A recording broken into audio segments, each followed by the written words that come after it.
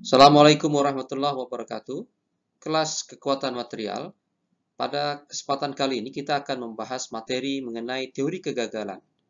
Materi ini adalah materi terakhir dari kuliah kekuatan material. Selamat mengikuti. Ini adalah gambar patahnya sebuah jembatan yang menghubungkan kota Tuban dan Lamongan. Kita dapat melihat patahnya terjadi secara katastrofis. Terdapat korban jiwa dalam kejadian ini. Kegagalan didefinisikan sebagai patahan elastis, di mana ini terjadi pada saat dimulainya terjadinya regangan permanen. Untuk keperluan praktis, maka seringkali nilai proportional limit atau nilai yield strength menjadi batasan dari kekuatan suatu bahan. Terdapat dua jenis patahan. Yang pertama adalah patahan getas, di mana terjadi pemisahan secara langsung dari suatu partikel bahan secara langsung satu dengan lainnya, di mana tidak teramatinya atau sedikit sekali terdapat deformasi plastis. Sementara itu, kegagalan berikutnya adalah kegagalan ulet. Pada kasus kegagalan ulet, terjadi deformasi plastis yang besar. Pada kasus ini, terjadi apa yang disebut sebagai slip atau pergerakan dari dislokasi. Kegagalan ulet, pergerakan dislokasi, deformasi plastis ini akan Anda pelajari pada kuliah selanjutnya, yaitu kelas metalurgi fisik. Kegagalan yang kita bahas di sini adalah kegagalan elastis. Terdapat beberapa teori yang berhubungan dengan kegagalan elastis. Yang pertama adalah maksimum principal stress theory atau teori tegangan maksimum utama. Ini dikemukakan oleh Rankine. Berikutnya adalah teori Saint-Venant, teori maksimum principal strain atau teori regangan maksimum utama. Berikutnya adalah maksimum shear stress theory. Ini dikemukakan oleh Tresca atau Guess, di mana teori ini menceritakan tegangan geser maksimum. Yang keempat adalah maksimum strain energy theory atau teori dari Beltrami, teori mengenai energi regangan maksimum. Berikutnya yang kelima adalah teori regangan geser maksimum yang dikemukakan oleh von Mises Henke atau disebut sebagai teori energi distorsi. Mari kita bahas satu persatu. Baik, yang pertama adalah teori Rankine, maksimum principal stress theory, teori tegangan maksimum utama. Menurut teori ini, kegagalan suatu bahan itu terjadi apabila tegangan prinsipal atau sigma 1, yang mana sigma 1 ini telah kita pelajari pada tegangan kompleks, mencapai nilai yang disebut sebagai tegangan elastic limit. Nah, tegangan elastic limit atau tegangan batas elastis ini diasumsikan sebagai yield stress, sigma Y, yield stress dari bahan. Dengan demikian, kegagalan terjadi apabila principal stress atau sigma 1 ini dia sama besar dengan tegangan yield dari bahan tersebut. Ini tentunya dengan mudah dapat kita ketahui melalui pengujian tarik biasa. Berikutnya adalah teori kegagalan maksimum principal strain, teori regangan prinsipal maksimum. Menurut teori ini, kegagalan suatu bahan terjadi apabila maksimum principal strain atau epsilon 1, epsilon ini adalah simbol dari regangan, mencapai suatu nilai dari regangan elastic limit. Regangan elastic limit ini diperoleh saat yield stress dibagi dengan modulus elastisitas dari bahan tersebut. E1 atau maksimum principal strain sama dengan sigma Y atau tegangan luluh dari bahan tersebut dibagi dengan modulus elastisitas dari bahan tersebut.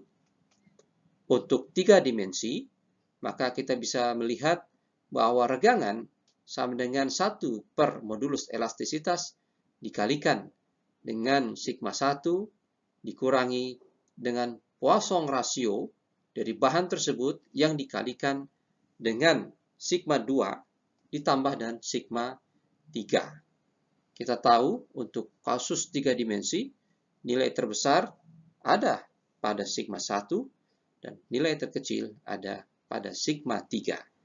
Nah, epsilon 1 ini atau maksimum principal strength ini adalah sama dengan sigma Y dibagi dengan modulus elastisitas. Setelah kita menghilangkan modulus elastisitasnya, maka kemudian kita memperoleh hubungan berikut. Sigma 1 dikurangi Poisson rasio dikalikan dengan sigma 2 ditambah dengan sigma 3 sama dengan sigma Y atau tegangan luluh dari bahan tersebut. Ini untuk kasus 3 dimensi. Sementara itu, dalam kondisi 2 dimensi, kita menghilangkan sigma 3-nya, sehingga regangan menjadi 1 per epsilon dikalikan dengan sigma 1 dikurangi Poisson rasio langsung dikalikan dengan sigma 2 sama dengan sigma Y dibagi dengan modulus elastisitasnya. Kemudian pada akhirnya kita memperoleh sigma Y sama dengan sigma 1 dikurangi Poisson rasio dikalikan dengan sigma 2. Berikutnya adalah teori kegagalan menurut Tresca dan Guess, yaitu maksimum shear stress theory, teori tegangan geser maksimum. Menurut teori ini, suatu kegagalan bahan terjadi apabila tegangan geser maksimum sama dengan hasil pengujian yang dilakukan pada uji tarik secara sederhana atau uniaksial. Pada kasus ini untuk 2 dimensi, sebagai contoh, kita akan memperoleh hubungan sigma 1 dikurangi sigma 2 dibagi 2 sama dengan tegangan luluh atau sigma Y dibagi 2. Sehingga kita langsung saja memperoleh hubungan sederhana sigma 1 sama dengan sigma Y. Ini mirip sekali dengan yang di Rankine, tetapi pendekatannya berbeda, yaitu kali ini pendekatannya melalui tegangan geser maksimum. Sementara itu, untuk kasus 3 dimensi, maka kita mengurangi sigma 1 dengan sigma 3 dibagi 2 sama dengan sigma Y dibagi 2. Sehingga kita akhirnya memperoleh hubungan sigma Y sama dengan sigma 1 dikurangi sigma 3. Pendekatan ini cukup sederhana. Berikutnya adalah Beltrami teori, yaitu teori kegagalan yang berhubungan dengan energi regangan maksimum. Di sini, kegagalan suatu bahan diasumsikan terjadi ketika energi regangan maksimum mencapai suatu energi regangan yang ditentukan pada pengujian tarik sederhana. Untuk 3 dimensi, maka kita dapat menurunkan atau dapat memperoleh energi regangan akibat deformasi, yaitu U sama dengan 1 per 2E. Kemudian dikalikan dengan sigma 1 pangkat 2 ditambah dengan sigma 2 pangkat 2 ditambah dengan sigma 3 pangkat 2 dikurangi 2 dari Poisson rasio, 2 kali Poisson rasio yang dikalikan dengan sigma 1 dikali sigma 2 ditambah sigma 2 dikalikan sigma 3 ditambah dengan sigma 3 dikalikan sigma 1. Ini adalah energi regangan akibat deformasi. Sementara energi regangan akibat pengujian tarik sederhana U sama dengan kuadrat dari tegangan luluhnya, kuadrat dari sigma Y dibagi dengan 2E. Ini dapat kita ketahui pada pengujian tarik sederhana pada saat sampel mulai ditarik pada area elastis dan lurus. Nah, oleh karena itu kemudian kita menyamakan kedua energi regangan ini. Setelah kita menyamakan kedua energi regangan ini, untuk kasus 3 dimensi, kita kemudian memperoleh hubungan sigma 1 kuadrat ditambah dengan sigma 2 kuadrat ditambah dengan sigma 3 kuadrat dikurangi 2 kali Poisson rasio yang dikalikan dengan sigma 1 dikali sigma 2 ditambah sigma 2 dikali sigma 3 ditambah sigma 3 dikalikan sigma 1. Ini sama dengan kuadrat dari tegangan luluh bahan tersebut. Kuadrat dari sigma Y-nya. Ini untuk kasus 3 dimensi. Sementara untuk kasus 2 dimensi, kita menghilangkan nilai daripada sigma 3 ini. Nah, setelah kita menghilangkan nilai daripada sigma 3 ini, maka kita akan memperoleh hubungan yang lebih sederhana. Pada kasus 2 dimensi, sigma 1 kuadrat ditambah dengan sigma 2 kuadrat dikurangi 2 kali Poisson rasio dikalikan sigma 1 dikalikan sigma 2 sama dengan kuadrat dari tegangan luluh bahan tersebut. Berikutnya adalah teori yang terakhir, yaitu teori von Mises-Henke atau teori energi distorsi, atau bisa juga kita sebut sebagai teori regangan geser maksimum. Ya, sebelumnya kita bicara mengenai teori regangan maksimum, energi regangan maksimum. Pada kasus ini adalah berhubungan dengan regangan geser. Ya, pada teori von Mises ini, suatu kegagalan bahan diasumsikan terjadi ketika nilai daripada regangan geser maksimum melebihi regangan geser yang ditentukan dari pengujian tarik sederhana. Pada kondisi 3 dimensi, energi regangan geser, itu dinyatakan oleh U sama dengan 1/12G, lalu dikalikan dengan kuadrat sigma 1 dikurangi sigma 2, ditambah kuadrat dari sigma 2 dikurangi sigma 3, ditambah dengan kuadrat sigma 3 dikurangi sigma 1. Sementara energi regangan geser pada pengujian tarik sederhana dinyatakan oleh kuadrat dari sigma Y dibagi dengan 6G. Setelah kita menyamakan keduanya, kita pada akhirnya memperoleh hubungan yang lebih sederhana, yaitu kuadrat dari sigma 1 dikurangi sigma 2, ditambah kuadrat dari sigma 2 dikurangi sigma 3, ditambah kuadrat dari sigma 3 dikurangi sigma 1, sama dengan 2 kali kuadrat dari sigma Y, atau tegangan luluh dari bahan tersebut.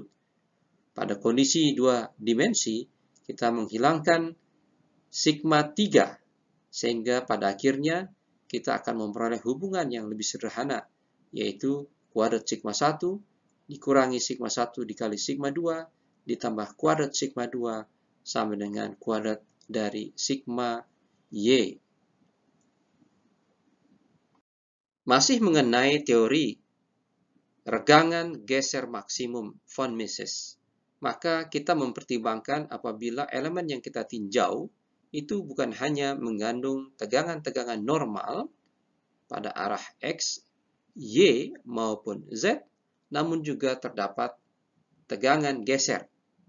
Nah, apabila kita mempertimbangkan tegangan geser yang terjadi pada masing-masing bidang, kita akan mengambil 3 representasi daripada tegangan geser tersebut. Maka persamaan teori regangan geser maksimum dapat dimodifikasi dengan menambahkan tegangan geser yang ada pada elemen fisik tersebut. Kita bisa melihat di sini bahwa sigma O atau tegangan yang diterapkan itu sama dengan setengah 1/2,